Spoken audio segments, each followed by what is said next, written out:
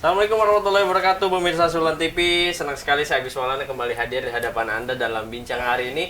Sebuah program yang membahas soal isu nasional maupun daerah secara update ya dan teraktual. Nah pemirsa, besok di tanggal 26 Juni biasa menjadi Hari Anti Narkotika Internasional. Itu disingkat HANI ya.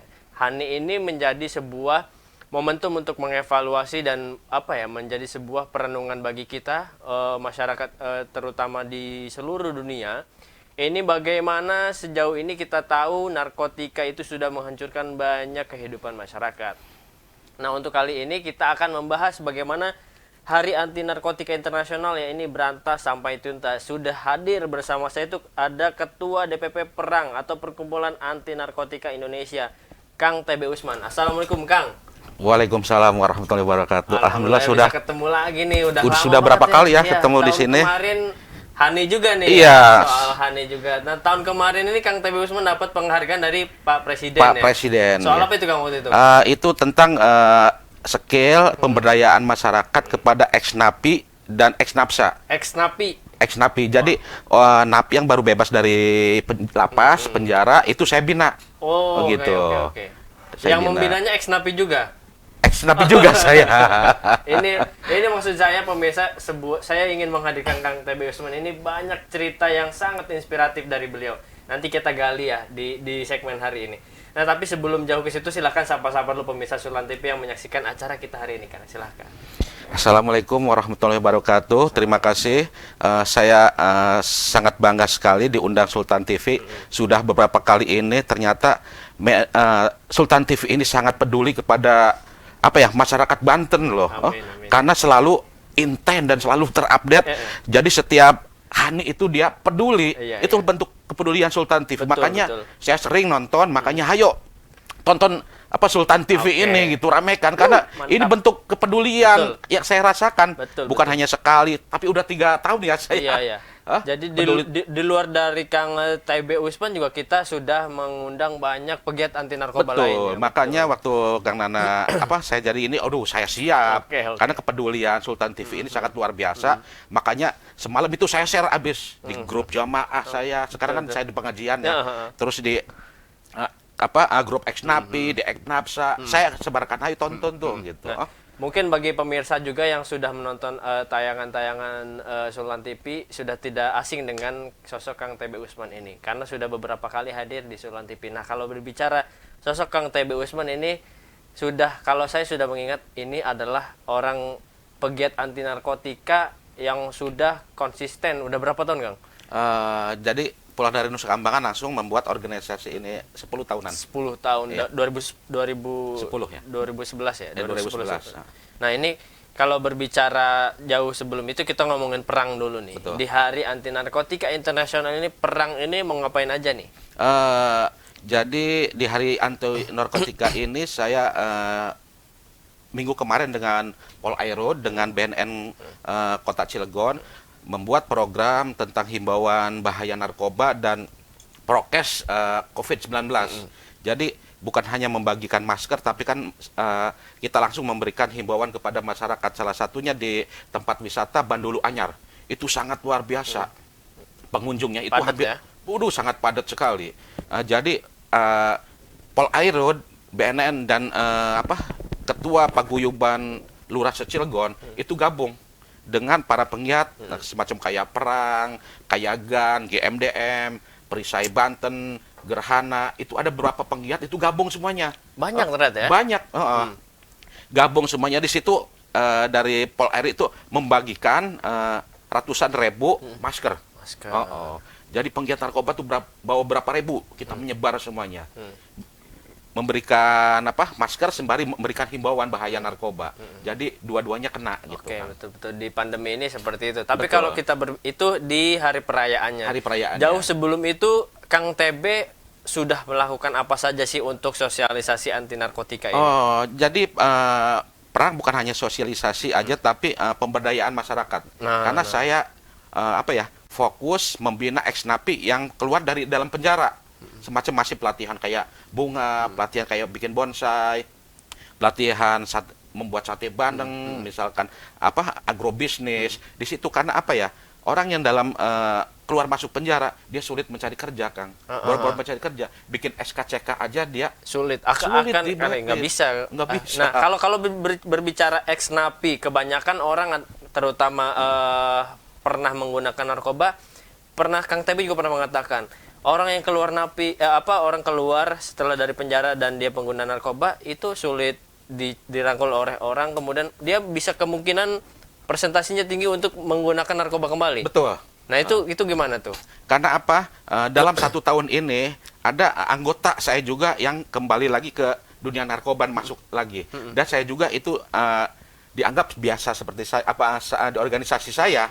Jangan kayak organisasi ikut organisasi perang tapi masuk dalam di penjara lagi. Itu bagi saya sudah biasa. Karena apa?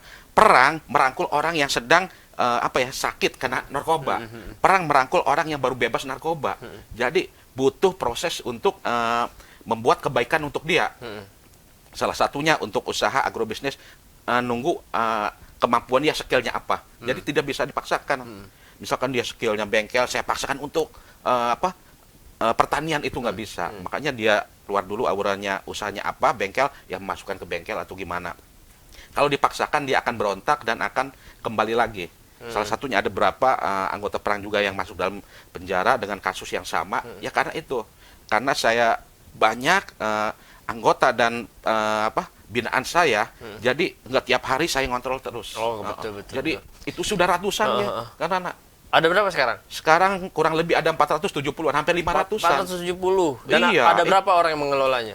Yang mengelolanya aja itu dari DPP Kehitungan Bangsa ada 15 orang. Cuma 15? Iya, 15. Wow, luar biasa, banyak banget ya. Itu swadaya, tanpa ada bantuan dari pemerintah apapun. Kecuali teknisnya ada bantuan belum pernah saya mengajukan hibah atau gimana. Itu hanya bantuan mutlak, misalkan dari Kementerian Sosial, misalkan ini ada program ini bukan hibah tapi langsung gitu. Nah, kalau berbicara tadi program pemberdayaan masyarakat di perang ini, ada apa saja tadi, Kang? Objek-objeknya? Objeknya ada pelatihan agrobisnis, perbengkelan, permagangan di perusahaan-perusahaan. Itu sudah ada berapa anggota perang juga, keluarganya juga sudah kerja di pabrik-pabrik. Gitu. Dan itu juga harus di pelatihan dulu, Kang Nana. Tapi kalau dari presentasi gender, lebih banyak perempuan atau laki-laki? Laki-laki. Laki-laki ya? Betul. Tapi ada perempuannya? Ada perempuannya. Kebanyakan yang pernah masuk ke penjara dan menggunakan narkoba terus gabung di perang, mereka itu kebanyakan mengkonsumsi jenis narkoba apa saja? Kalau misalkan kebanyakannya itu kan dia di anggota perang itu yang orang sudah dewasa semua ya.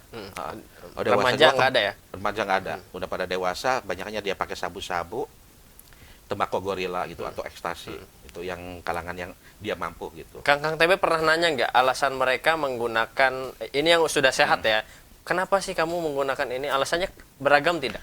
Alasannya beragam. Ada yang ini pergaulan. Ini saya broken home. Ini ini doping gitu. Padahal kok narkoba buat doping? Padahal untuk bisa menghancurkan diri sendiri loh, Kang. Karena narkoba itu sulit untuk kembali lagi. Sulit untuk kembali lagi, betul. Saya juga sempat teman make atau gimana, sempat sugesti itu kepengen make, tapi saya kan dalam hati harus hijrah, harus totalitas, saya harus stop narkoba. Akhirnya saya biasa diajak teman make narkoba, mau sekarang orang yang make narkoba ngajak ke saya, orang itu malah pengen jadi penggiat narkoba. Sudahlah, dulu saya ngajakin Kang Tebe makin narkoba, malah orang yang ngajaknya jadi ini ya, anti narkoba gitu. Luar biasa, terinfluence pemirsa. Iya. Nah, tapi kalau sejauh ini bagaimana di era pandeminya terutama penyebaran narkotika ini masif nggak atau makin aneh gitu motif-motifnya? Malah dimanfaatkan oleh sindikat narkoba, kan anak. Pandemi ini dimanfaatkan. Pandemi ini malah lebih parah. Kok bisa? Lebih parah kan orang tidak ketemu, Kang. Nah, orang nggak ketemu, makanya pengguna narkoba itu bukan di tempat rame, malah di tempat sepi-sepi. Nah, memanfaatkan sedang pandemi ini yang jauh dengan keluarga atau gimana gitu.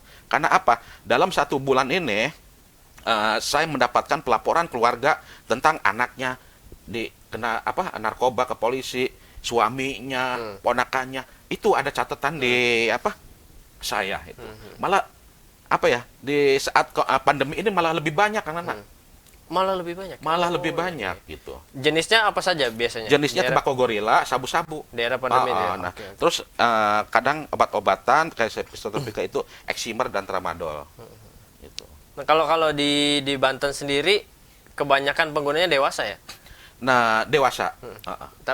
Remaja ada remaja. Remaja ada, karena itu remaja kebanyakannya dia mampu belinya hanya eksimer dan tramadol. Iya, memang karena sebenarnya narkoba itu kan mahal ya. Mahal. Tapi kenapa orang mencoba untuk itu biasanya? Nah, kalau kita ambil sudut pandang dulu ketika mohon maaf Kang TB Usman sebagai pengguna, memang apa Kang rasanya, Kang? Rasanya itu semacam kayak apa? Fly ya. Tapi di situ di saat fly karena pendidikan tentang bahaya narkoba dulu itu nggak ada. Sangat luar biasa sekarang ini adanya BNN, sosialisasi tentang bahaya narkoba, itu sangat luar biasa. Sekarang apalagi BNN membuat program itu Desa Bersinar. Desa Bersinar. Saya kemarin jadi pemateri di hotel apa? Salah satu hotel, dia BNN membuat Desa Bersinar itu di Kelurahan Kagungan. Menciptakan puluhan kader-kader penggiat narkoba, terus di Lebak, terus di Kabupaten Serang. Itu program BNN yang saya sangat sukai gitu, karena bukan saya sekarang seterusnya saya menjadi penggiat narkoba yang katakan harus ada regenerasi kan anak gitu. Nah, di perang sendiri bagaimana? Sudah ada kaderisasi penerus sudah TB ada. Usman baru gitu? Ada. Generasi berapa tahunan tuh kira-kira? Kira-kira untuk 5 tahun ke depan kaderisasi dari perang juga Sudah sudah siap, ya? akan siap, ada bahkan akan menciptakan ratusan penggiat narkoba. Oke, semoga terus ya Terus, orang-orang tertarik untuk pegiat anti narkoba ini. Nah, balik lagi tadi soal ini sudut pandang para pengguna. Tadi kan banyak motif orang yang menggunakan narkoba itu ingin broken home, terus ya itulah doping dan lain sebagainya. Tapi pada fase keberapa biasanya si pengguna ini mengalami efek samping dari narkotika? Efek samping, jadi saya nggak bicara orang ya, bicara saya sendiri. Baik. Karena saya pelaku sejarah juga, saya korban narkoba, itu dampaknya itu hampir 10 tahunan itu sudah tidak bisa lepas dari narkoba. Karena ada tingkatannya, dulu saya penyalahguna pemakai, secara otomatis dia akan menjadi pengecer narkoba. Oh, kalau pemakai otomatis nanti akan jadi pengedar. Akan menjadi pengedar, karena ada kelas-kelasnya. Saya dulu jadi penyalahguna, naik jadi pengecer, naik jadi bandar narkoba. Pernah jadi bandar juga? Benar. Wow. Naik lagi jadi sindikat narkoba. Mentoknya itu jadi koki, masak. Racik sendiri. Itu bahaya juga ya. Kalau sejauh itu kalau pada fase 10 tahun berarti sudah mengalami efeknya. Tapi kalau yang paling konkret kerusakan di fisik yang dirasakan Kang TB Usman ada nggak ketika menggunakan apa tuh yang dirasakan? Semacam kayak merasakan kopi kayak ada kafein itu semacam saraf kayak kena kayak apa gimana gitu. Satu disarap, terus daya ingat. Makanya saya selalu olahraga. Dari situlah semacam keringat racun-racun pada keluar itu salah satu olahraga itu bentuk menghilangkan toksin darah yang racun itu keluar. Karena hampir 30 tahun saya menggunakan narkoba, bayangkan itu sudah hancur atau gimana gitu. Dari umur SMA? Saya SD kan. Dari SD saya menggunakan narkoba. Sini dan bisa keluar dari sini itu perlu diteliti pemirsa. Betul, perlu ditanya kenapa bisa tanpa rehab saya. Iya, tanpa rehab. Oh, luar biasa. Iya. 30 tahun menggunakan itu kemudian keluar dari zona itu bagaimana caranya mungkin bisa dijelaskan Kang TB setelah pariwara berikut ini. Tetap di Bincang Hari ini pemirsa.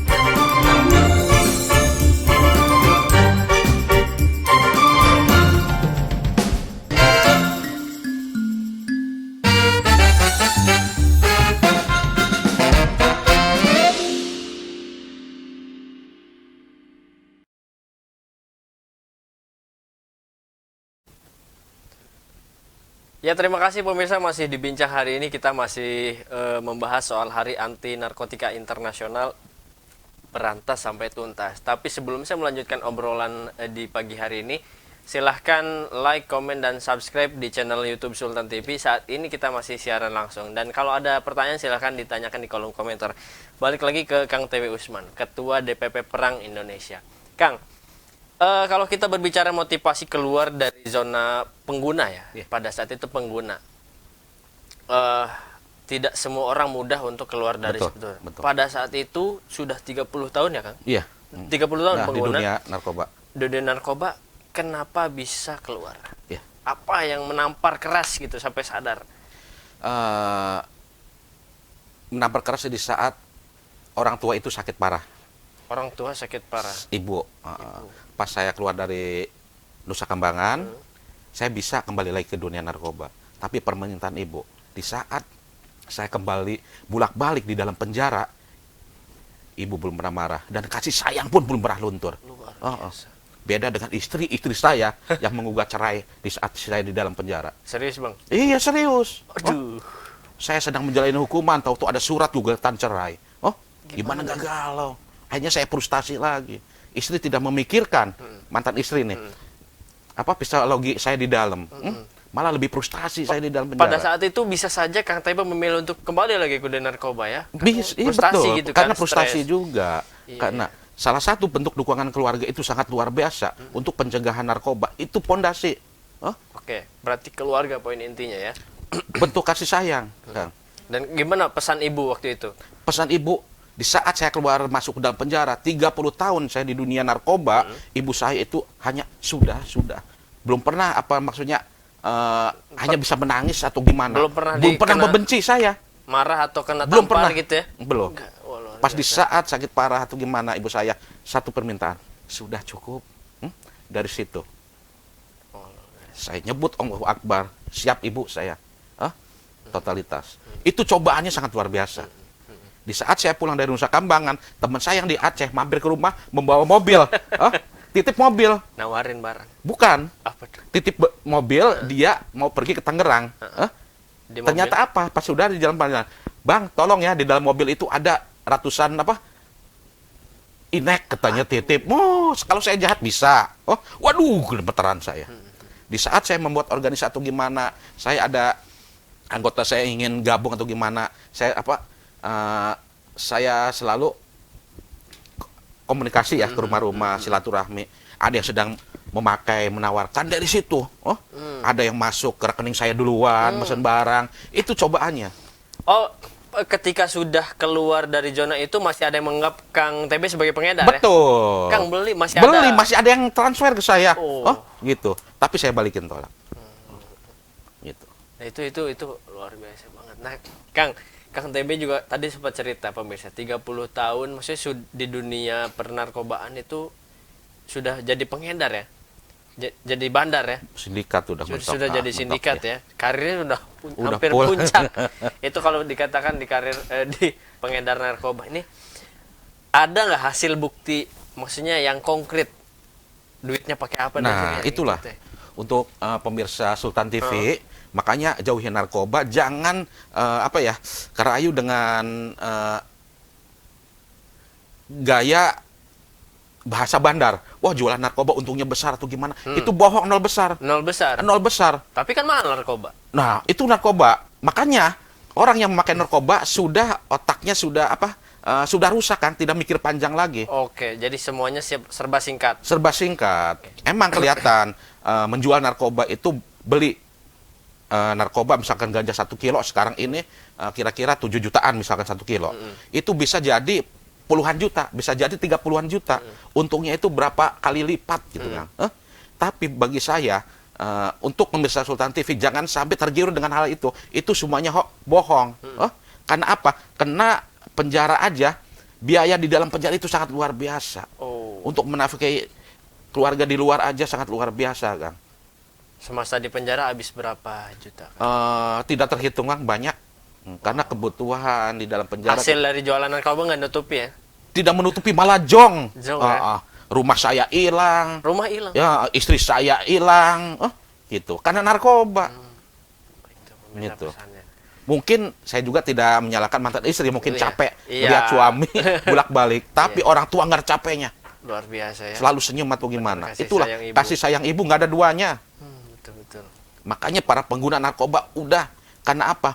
Orang yang sudah menggunakan narkoba itulah salah awal bentuk akan membentuk karakter perbuatan bentuk kriminal.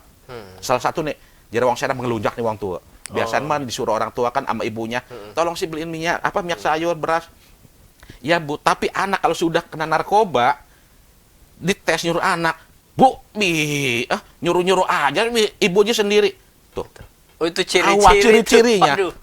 Sudah malas sekolah. Yang suka ngebantu orang tua itu ciri-ciri ya, betul. Itu bentuk kriminal. Nah, kalau faktor lingkungan seberapa besar Kang mempengaruhi sangat besar. terutama keluarga tadi ya? Betul. Nah, kalau keluarga tidak peduli, berarti si anggota keluarga ini sangat cepat ya terinfeksi katakanlah dengan narkoba ini. Betul. Nah, cara yang ampuh supaya orang tua memantau terus anak juga terhindar dari narkotika bagaimana, Kang? Mungkin sudah diterapkan oleh Kang TB kepada keluarga saat ini? Sudah sih, Kang. Waktu itu saya bukan menerapkan, tapi saya juga pernah mengalami suatu permasalahan yang sangat luar biasa.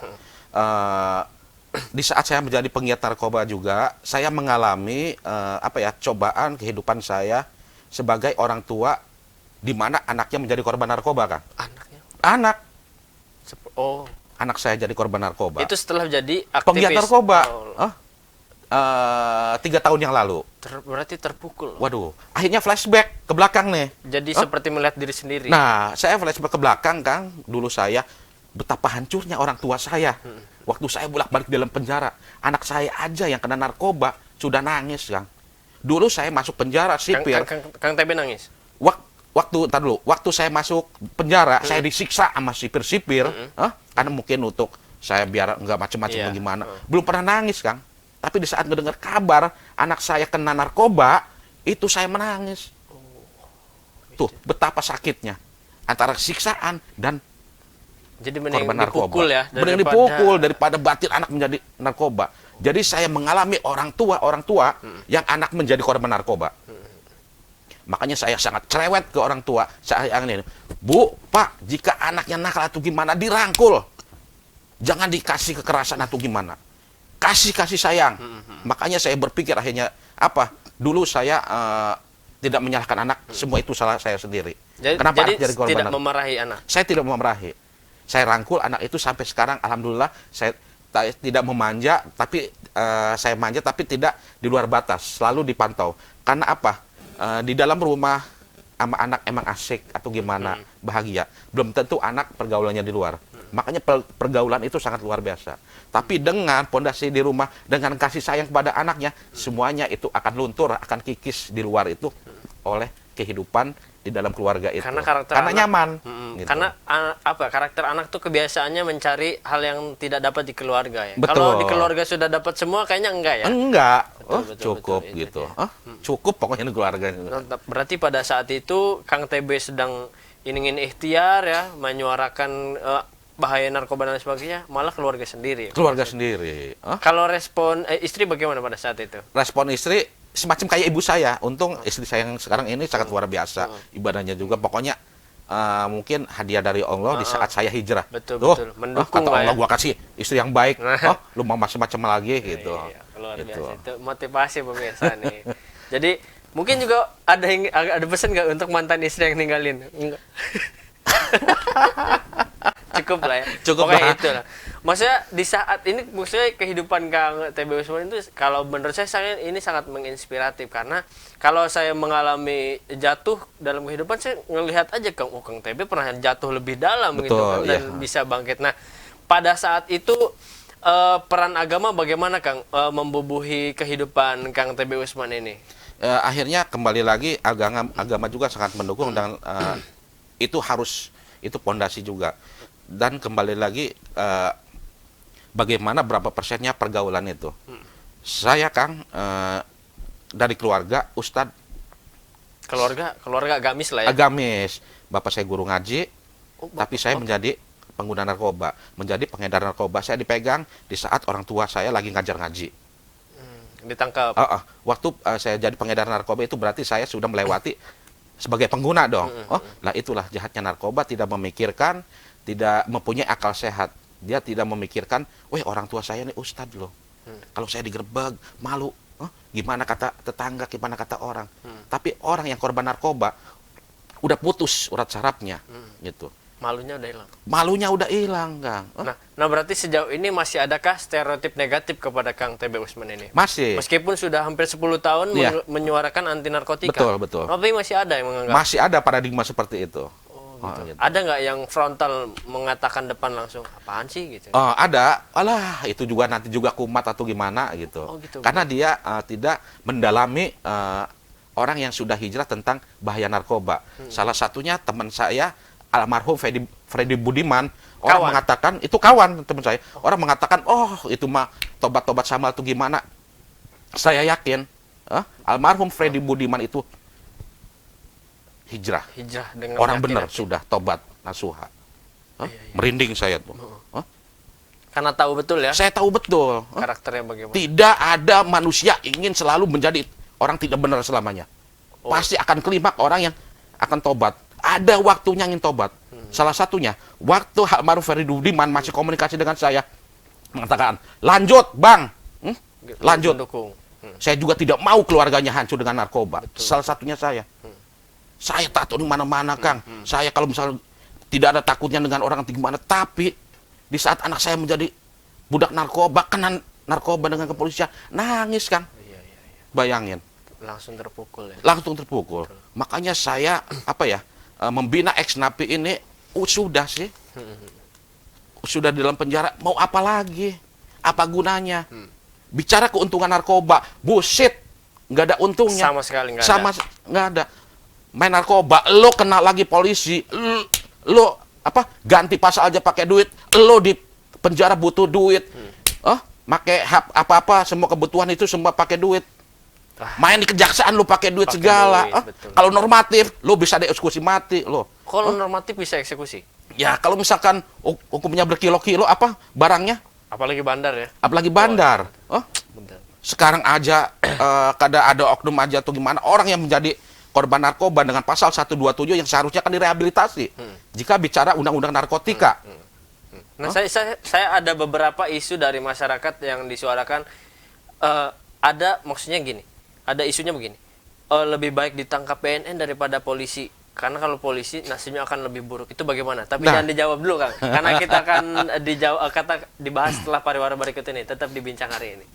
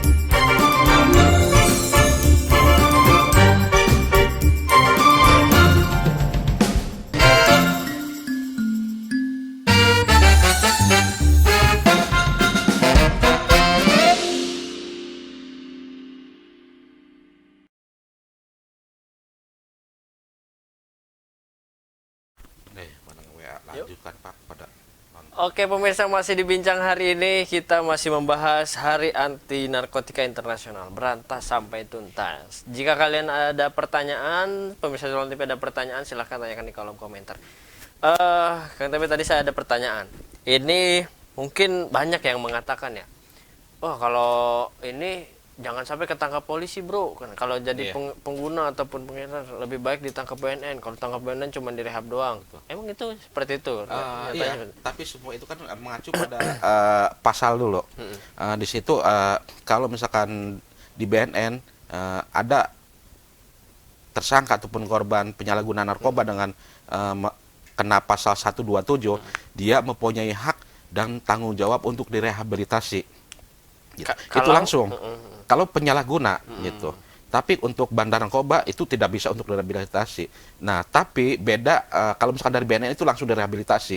Jadi tahu mana pengedar, sindikat ataupun penyalahguna gitu. Beda dengan kepolisian, banyak saya juga pernah merasakannya juga di saat kena pasal 114, 112 ataupun 127 ya ada penyalahguna narkoba pasal itu yang seharusnya kan direhabilitasi. Tapi itu kan butuh asesmen yang kita BNN hadirkan, bahkan dari kejaksaan, dari apa itu membutuhkan asesmen benar nggak dia ini pasal dia korban narkoba gitu. Tapi di dalam kepolisian itu beda dengan BNN, emang prosesnya kalau BNN kan langsung diproses rehab. Tapi kalau dipegang polisi kena pasal 127 sulit prosesnya dan memakan waktu panjang untuk mengajukan dulu ke BNN. Ada langkah-langkah yang harus ditempuh gitu. Mending bisa atau gimana. Salah satunya juga yang sekarang ini saya alami, ada yang pasalnya penyalahguna, dia masukin ke bandar atau gimana. Karena mungkin kepolisian tidak punya rehab atau gimana. Tapi harusnya mengacu kepada undang-undang. Harusnya direhab. Kalau ada pasal 127 itu harusnya diajukan ke BNN direhab. Kasihan Pak polisi. Oh, kasihan karena korban narkoba seharusnya diselamatkan, jangan penjara. Dampaknya tidak baik. Contohnya saya sendiri. Korban penyalahgunaan narkoba seharusnya direhabilitasi, jangan dipenjara. Kalau di penjara dia akan naik kelas. Akan naik kelas. Di dalam itu kenal dengan para penjahat semuanya. Oh iya betul. Bukan kata siapa itu ya? dialami sendiri. Karena pada saat itu peredaran narkoba di dalam lapas itu ibarat gunung es, Kang Nana. Tidak kelihatan tapi di dalamnya meruntuhkan. Betul. Gitu. Jadi sejauh ini mungkin masih ada ya pengguna yang ditangkap polisi kemudian malah dipenjarakan. Nah, itu. Sejauh ini berarti kalau yang menjadi fokus utama negara itu yang harus diberantas bandarnya atau para penggunanya? Bandarnya. Kalau penyalahguna sebagai korban, seharusnya dari situ digali lah dari itu. Di saat menggali, bandarnya kena, lepaskan, rehabilitasi, jangan dipenjara. Karena mumpung dia korban narkoba, dia masih bisa diselamatkan. Seandainya penyalahguna ini masuk di dalam penjara, kena lagi, dia komunikasi lagi lebih mudah di dalam, kenal dengan bandar besar atau gimana, dia akan menghancurkan banyak orang. Mumpung satu orang ini nih. Makanya saya mengutuk keras jika ada orang korban narkoba masuk di dalam penjara. Salah satu sudah jadi beban negara. Iya, dibiayain segala. Kasih makan, kasih makan. Gitu. Ntar ngancurin juga ya. Ngancurin juga. Tapi ada nggak Kang bandar yang dia tidak pemakai gitu? Ada nggak? Ada. Dia cuma ngedar doang. Ngedarkan doang. Ada teman saya juga. Jahat banget itu. Makanya sekarang saya jadi penggiat narkoba, kemarin baru bebas nelfon saya. Saya pengen jadi kayak Kang Tus ini, pengen jadi penggiat narkoba. Gimana? Ayo siap. Jadi kebanyakan sekarang bandar-bandar ini orang-orang baru. Yang bandar sekarang 50% orang baru semuanya. Di Banten. 10% orang lama tapi masih proses residivis tingkat 1 lah gitu. Tapi kalau berbicara ini rahasia bagaimana sindikat di Banten, masih kontakan nggak sampai saat ini? Sampai saat ini tidak ada kontekan, tapi saya di dunia FB juga masih saling pantau memantau. Tapi saya menitipkan tolong saya penggiat narkoba di Banten ini, jangan sampai ada teman kawan saya memasukkan barang seperti ini. kan. Kalau kecuali tidak kenal itu terserah lah gitu. Menurut saya resiko Kang TB Usman ini sangat fatal dan vital karena kawan-kawan masih aktif, tapi Kang TB ini malah menyuarakan anti narkotika. Pernah ada ancaman nggak? Pernah. Gimana? Pernah ada ancaman. Ya salah satunya itu anak saya kan sempat jadi permainan sindikat narkoba. Itu ditargetkan. Salah satu ditargetkan. Satu sempat di rumah saya juga sempat ada dilemparkan semacam kayak media pengguna sabu-sabu atau gimana, sudah biasa atau gimana. Saya tidak mundur atau gimana gitu. Malah saya lebih keras, saya tidak takut. Yang saya takutkan adalah regenerasi hancur karena narkoba. Jika para sindikat ngancurin saya, udah biasa. Saya pernah hancur kok.